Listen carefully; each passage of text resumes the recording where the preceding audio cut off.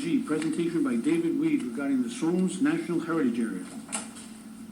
The board, thanks for the space on the agenda this evening. I'm here tonight with Dr. Dave Weed, who is the chairperson of the Sowams Heritage Area Steering Committee. It's a committee that I've been involved with for about a year and a half now, looking at the feasibility of establishing a national heritage area, of which Seekonk would be a part, as well as seven total. Eight total, so 9 total, all right. Eight other communities, both in Massachusetts and Rhode Island, representing the original land holding of the Poconoket. When there was settlement first occurred in this area, I believe it was the second or third land grant made from the indigenous peoples to the settlers in the area. And not to steal too much of Dave's thunder, I'll kind of turn that over to him. We do have a couple of events coming up, both at the Celebrate Seekonk Day this weekend, as well as a couple of public informational sessions that we have. But with that, I'll turn it over to Dave, who is much more knowledgeable and clear on that. Thank you for the opportunity, and I apologize for my laryngitis here. If you can suffer through, I just want to point out Sarah here. Runs a farm named for Sept. He's the guy on the brochure there, okay?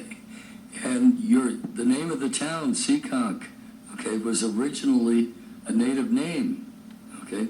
So you have a lot of history here related to what occurred 350 years ago when Sept met with the Pilgrims in Plymouth and struck an agreement there that lasted over 50 years and guaranteed the English the opportunity to survive. If that hadn't happened, all of history would have been different. We've determined that this particular area called Sowams, you may be familiar with Sowams Road in Barrington, Sowams School, Sowams Woods, encompassed a whole region really from the Mashasik River in Providence over to the Taunton River. That 10-mile area was the homeland of Sept. He didn't live in Plymouth, he lived here. In fact, he's reburied behind my house in Burrs Hill in Warren. That's what got me started on this 6 years ago. What we have learned since then is that there are over 50 areas there on the map in the brochure that you can identify today from 400 years ago in that history. It's still alive, but few people know about it. We think one of the best ways to teach people about that is to create a heritage area similar to the Blackstone Valley Heritage Area, which was the second one in the country, by the way. By having a heritage area, we inform people about the history here, but we also engage people in coming here to learn about that history and all of the other resources in this area.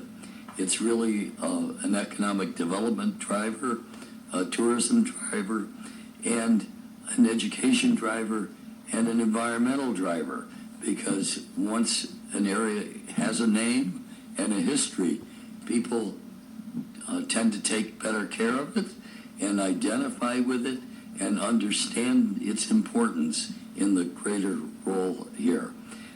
The fact that we straddle 2 states is not unusual. Blackstone goes all the way up to Worcester, but starts in Pawtucket. Other heritage areas, of which there are 62 around the country now, all celebrate different stories within the American story. And the National Park Service, which designates the area, but they do not run or control it. They provide some funding, which has to be matched up to $500,000 a year, currently up to 15 years. That's basically to just give some glue to the efforts to bring, to raise awareness in the area. So it's, if you will, mostly publicity. Similar to the Blackstone, the National Park Service doesn't own or operate anything. What's different now about the Blackstone is that they have declared the Slater Mill as a national park. That is different, okay? We're not looking for a national park here. We just are looking for a heritage area. And John's been very helpful in bringing the town and its interest into discussion and really to help people understand what some of the benefits are.